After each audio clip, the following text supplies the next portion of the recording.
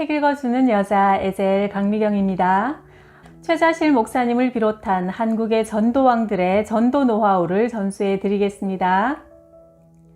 겨울 어느 철야기도 시간에 소아과 의사가 귀신에게 사로잡힌 아내를 데리고 천막교회에 기도받아 낫겠다며 우리 교회를 찾아왔다. 조용기 전도사와 나는 그 부인에게 손을 얹고 기도했다. 그런데 우리가 손을 얹자마자 부인은 나간다! 나가! 소리를 지르더니 입을 쩍 벌리고 혀를 쑥 내놓으며 죽은 사람처럼 굳어졌다. 그리고 얼마 후 다시 벌떡 일어나더니 주위를 노려보면서 내가 나갈 줄 아냐? 너희들 사흘 금식을 해봐라. 내가 나가나 흥! 하고 비웃었다. 그래서 함께 모여있던 성도들과 통성으로 간절히 기도하는데 조전도사가 예수님의 능력을 얻기 위해서는 우리가 먼저 회개 기도를 해야 한다고 하여 열심히 회개 기도를 하는데 갑자기 조전도사가 벌떡 일어나더니 박빌리바 11조를 왜 봉투에서 꺼냈다 넣었다 하느냐? 11조가 네 것이냐? 내가 너의 톱밥 공장 문을 닫으리라 하고 예언 기도를 했다. 나는 아이고 이제 믿음이 조금 들어가려고 하는 사람한테 저렇게 무서운 기도를 하면 낙담하지 않을까 하는 생각을 하며 가만히 박 집사 내외를 살펴보니 다행히 고맙게도 머리를 조아리며 눈물로 회개하고 있었다. 그런데 다시 한번 조전도사가 벌떡 일어나더니 두 손을 하계 날개처럼 쫙 펴서 우아한 모습으로 빙글빙글 돌며 예언 기도를 했다. 사랑하는 아들딸아, 이 천막에서 언제까지 고생하고 가난할 줄 아느냐? 보아라, 내가 은빛 날개에 너를 태워 땅끝까지 복음을 증거하게 하리라. 그 순간 나 자신도 성령이 충만하여 일어나 조 전도사와 함께 찬송을 부르기 시작했다. 그 자리에 모인 성도들 모두 성령으로 충만하여 뜨겁게 기도했다. 주위 환경은 비록 천막교회였지만 마음은 영적으로 먼 훗날을 살고 있었다. 조 전도사는 얼굴에 밝은 광채가 났다. 얼마 후 조 전도사는 나와 막내 아들 성광이의 머리 위에 손을 얹고 기도한 후 사랑하는 아들아, 네가 요셉처럼 조국과 형제를 떠나 오랫동안 나를 섬기는 종이 되리라. 나에게는 사랑하는 딸아, 네 남편이 돌아올 터이나 중풍을 앓고 3년 동안 한 눈을 실명하리라 하고 예언했다. 그때 덕수 국민학교 6학년이던 성광이는 그 예언의 말씀대로 지금 4년째 미국에서 홀로 목회하고 있고 나의 남편도 돌아와 중풍을 앓은 후에 3년간 왼쪽 눈을 못 보다가 소천했다. 이렇게 온 교회가 철저히 회개하고 난 후 다시 소아과 의사의 부인에게 손을 얹고 기도할 때 마침내 마귀가 대번에 쫓겨나가 깨끗함을 받게 되었다. 그로부터 얼마 후 박빌립 집사가 운영하던 톱밥 공장이 정말 문을 닫게 되었는데 박 집사는 그때 성도들 앞에서 이렇게 간증했다. 사실 제가 11조를 5달 계속해서 내니까 마음에 아까운 생각이 들었어요. 그래서 집사람에게 11조를 자주 내니 액수도 적고 교회 살림에 도움도 되지 않으니까 개를 하나 들어서 한꺼번에 냅시다 하고 타협을 했죠. 아내가 반대했지만 제가 빡빡 우겨서 두 번째로 개를 준다는 말에 솔깃하여 개를 들었습니다. 그날 저녁 조 전도사님을 통해 하나님이 꾸짖으실 때 다 회개했기 때문에 이제는 공장 문 닫은 것이 아깝지 않습니다. 하나님이 다시 주실 줄 믿습니다. 우리는 이것이 하나님께서 박 집사 가정을 사랑하시는 징표라고 위로하며 함께 기도했다. 주의 종이 된 날라리 청년들. 주일학교가 점점 부흥하는데 찬송가 적은 궤도나 하나 있으면 예배 드리는데 도움이 될 것 같았다. 종이를 사다 놓고 내가 붓으로 써보기도 했지만 글씨가 꾸불대고 고르지 않아 난처했다. 나는 뒷동네 사는 고등학생에게 좀 써달라고 부탁하려고 집을 나섰다. 가는 길에 동네 집집마다 들러서 예수 믿으세요 전도하는데 어느 소갓집을 들어서니 모두 논밭에 가고 집이 텅텅 비어 있었다. 돌아서 나오려다 보니까 아랫방에 누가 시커먼 소미불을 뒤집어 쓰고 누워 있었다. 이 더운 여름에 어디 아프나? 나는 방문 앞으로 다가서며 물었다. 어디 편찮아요? 아니요, 이 집에 사람 없으니까 가세요. 이불을 들치며 말하는데 보니까 젊은 청년이었다. 당신이 있지 않아요. 나는 이 집 주인 아니니까 가세요. 그날 밤 집에 돌아와서 그 수상한 청년을 위해 간절히 기도하고 다음날 다시 찾아가니 여전히 이불을 뒤집어 쓰고 있었다. 청년, 그렇게 밤낮 누워만 있으니까 병이 들지. 아, 싫어요. 말 걸지 말고 가요.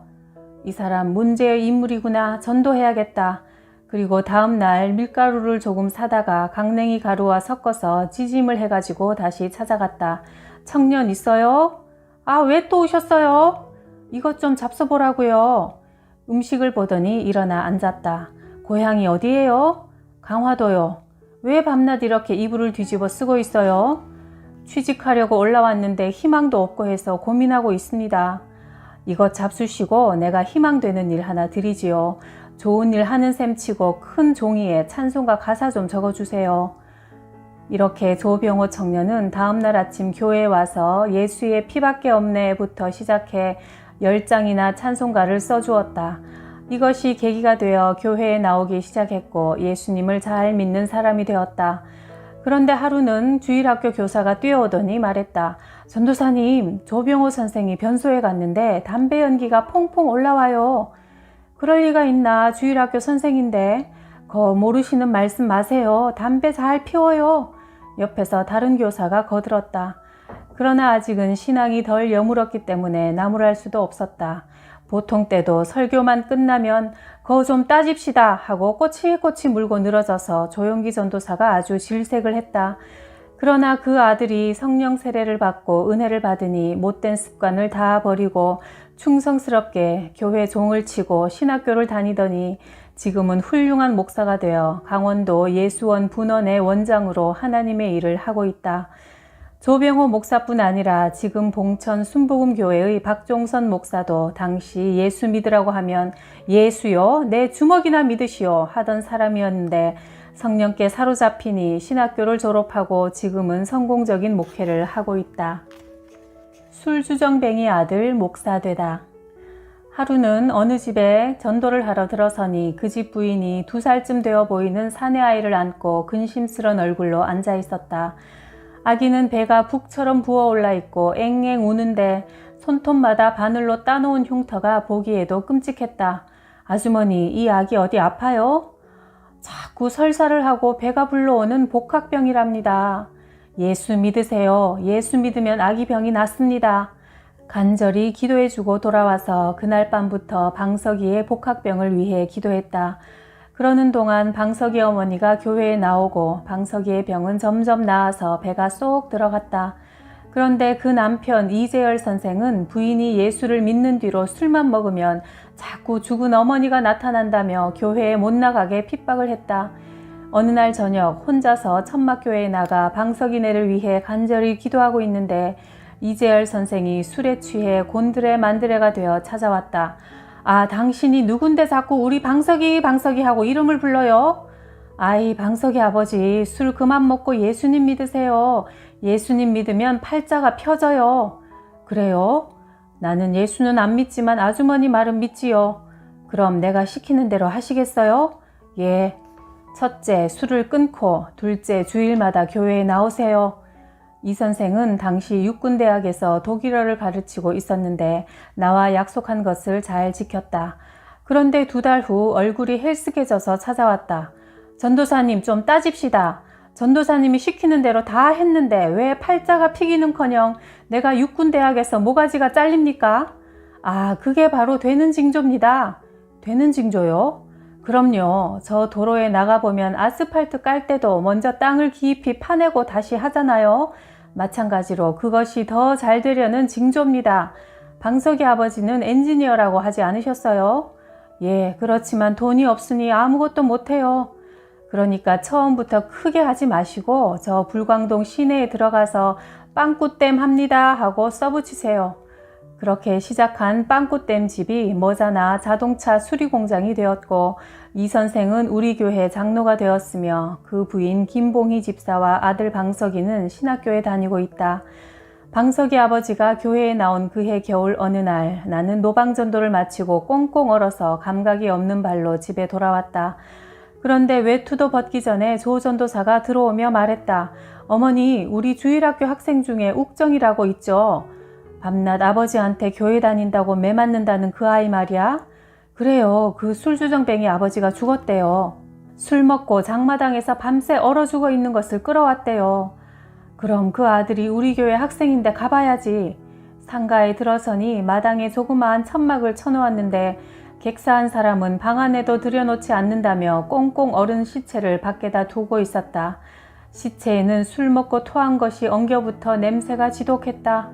하나님, 이거 예수님 사랑으로 다 씻고 염을 해야겠으니 도와주세요.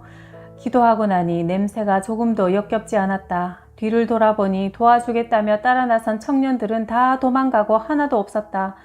할 수 없이 혼자서 동태를 씻듯이 싹 씻어내고 염해서 무사히 장례를 치렀다.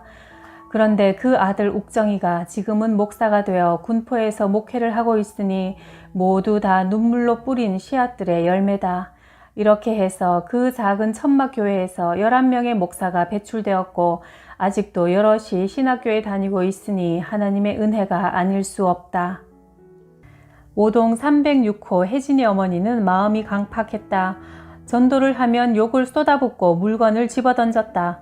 심한 욕을 들을 때는 마음이 부서지는 듯 했지만 하나님, 이 고난이 결국은 복음의 진보가 될 줄 믿습니다. 제게 능력을 더해 주십시오. 기도했다. 과일을 사들고 다시 혜진이 엄마를 10번째 찾아갔을 때 이번에는 세숫대야에 물을 얼굴에 확 끼얹었다. 그러면서 한 번만 더 오면 2바가지다 했다.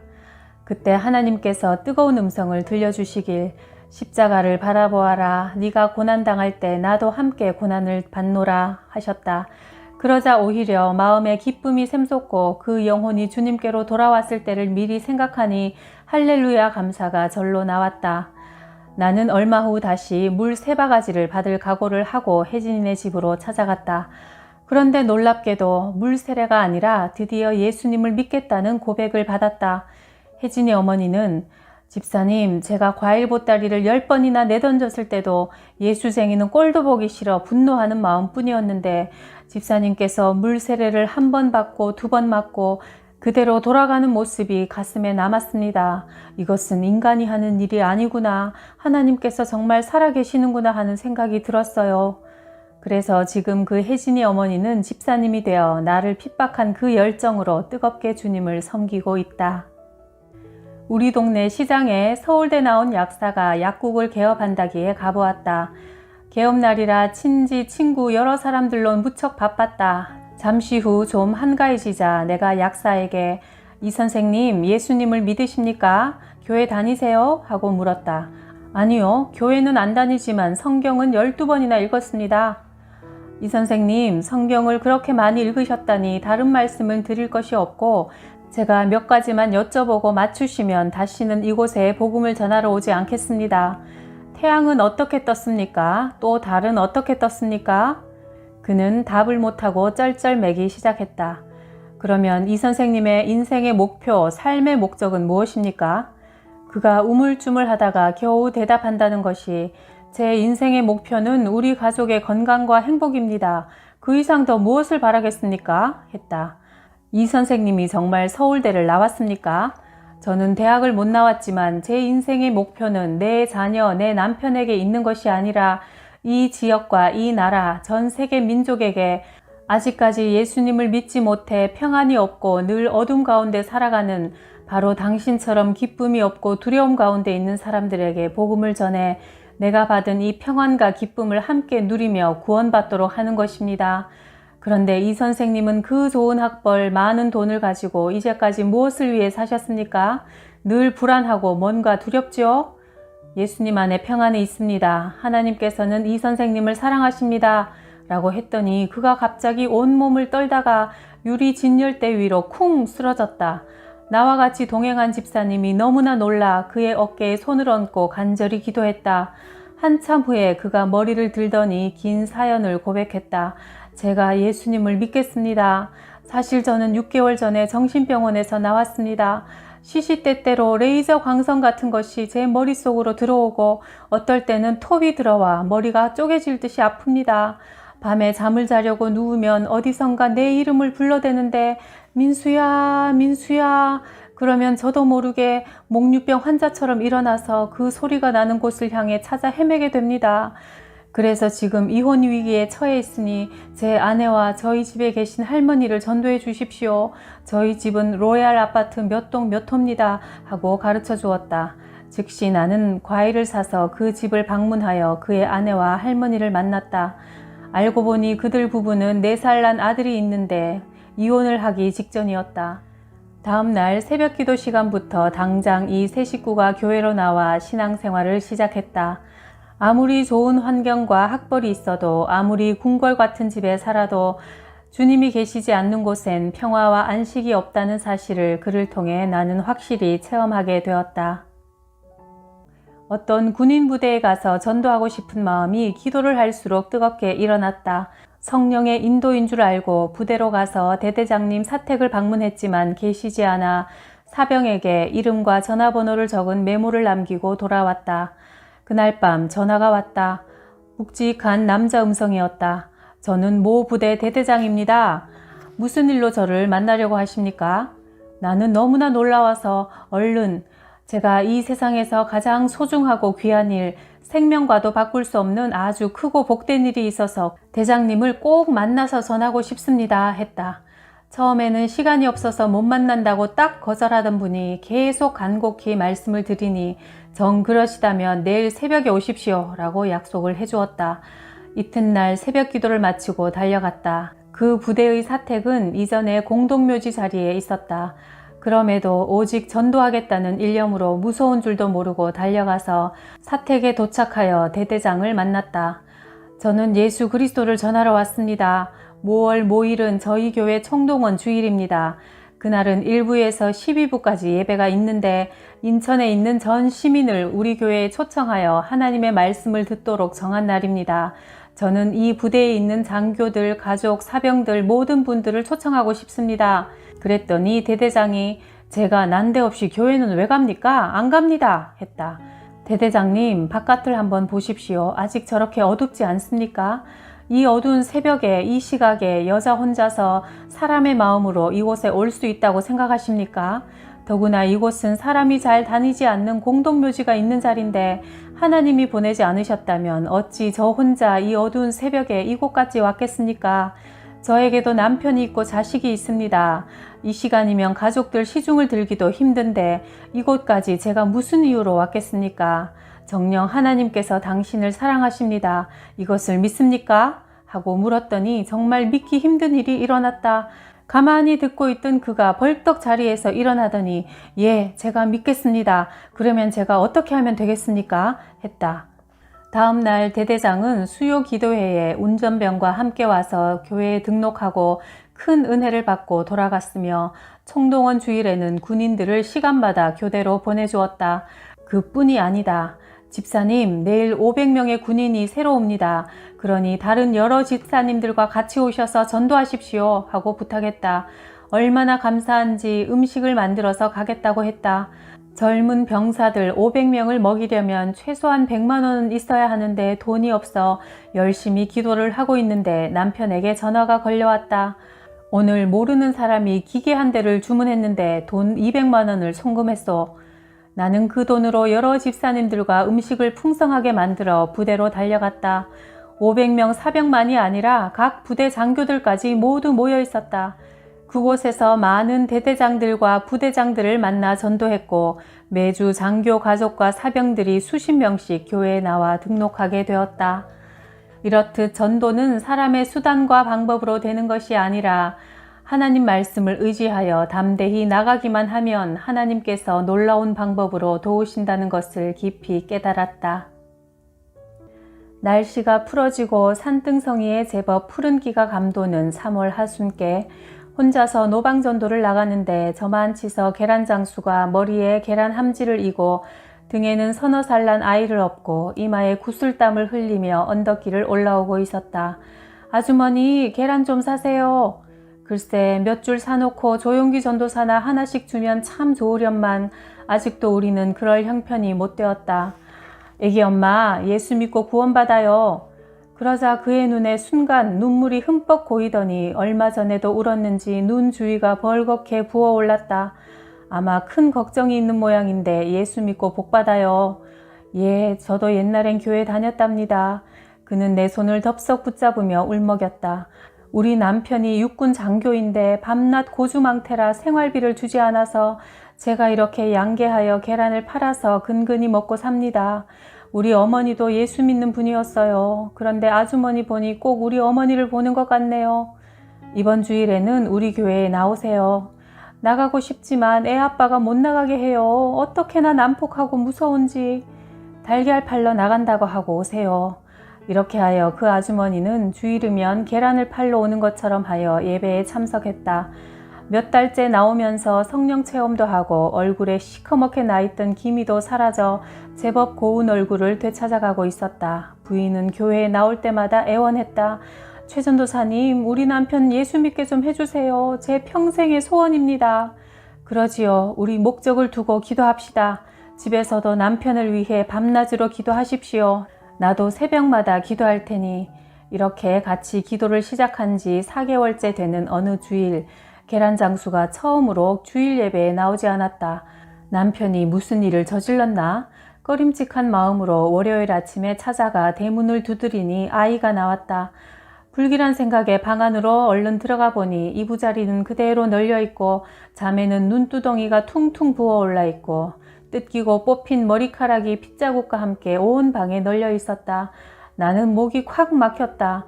내 서름 네 서름 복받쳐 올라 둘이 붙들고 한없이 울었다. 한국 여성의 비참한 형편이 너무나 억울하여 견딜 수가 없었다. 생각 같아서는 남편을 찾아가 따끔하게 혼쭐을 내고 대중 앞에서 창피를 주고 싶었지만 복음을 들고 나온 전도사가 차마 그럴 수는 없다는 생각이 들었다.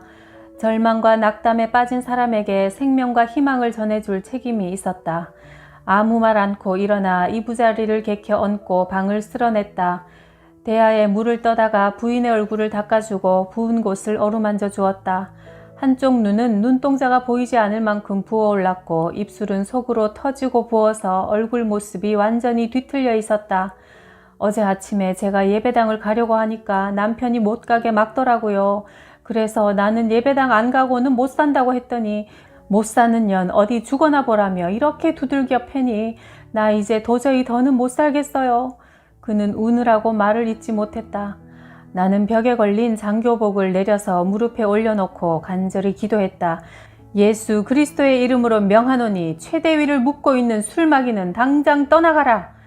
이렇게 함께 찬송하고 기도하는 동안 어느덧 저녁이 되었고 그 자매는 기쁨이 충만하여 얼굴은 비록 이그러지고 비뚤어졌으나 밝게 빛나고 있었다.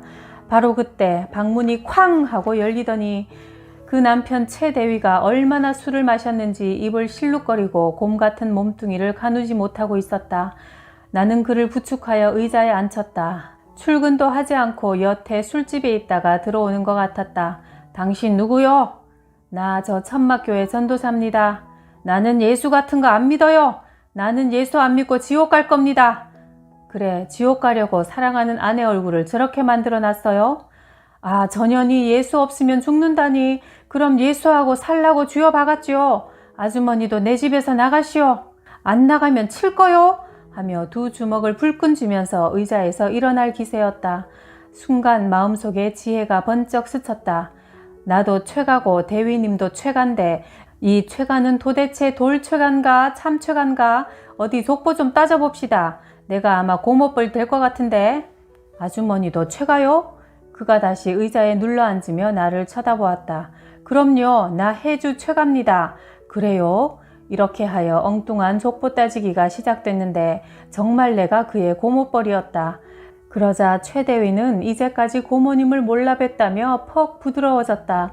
나는 때를 놓칠세라 부인을 향해 소리쳤다. 이봐요, 남편이 술 취해 들어오면 따끈한 해장국을 한 상 차려와야지. 부인이 내 눈짓에 부엌으로 나가 얼큰한 명태국으로 밥상을 차려왔다. 어서 잡숴요. 조카님이 어쩌다가 이렇게 되셨소. 나는 대위의 등에 손을 얹고 마음속으로 기도했다. 이 아들을 괴롭히는 더러운 술마귀야. 예수 이름으로 당장 물러가라. 이 양반은 내가 자기를 안마해 주는 줄 알고 고모님 고맙습니다. 나하고 같이 진지나 드십시다 하며 얼굴을 펴고 웃었다. 나는 그 아내에게 어떤 일이 있어도 인내하고 따뜻하게 보살피라 부탁하고 돌아왔다. 그날부터 3일 동안 그 가정을 위해 금식하며 기도했고 그 부인은 그 후 별탈 없이 예배에 출석했다. 그런데 한 달쯤 뒤에 부인이 내 손을 잡고 전도사님 감사해요. 나 이제 마음 놓고 예수님 믿게 됐어요.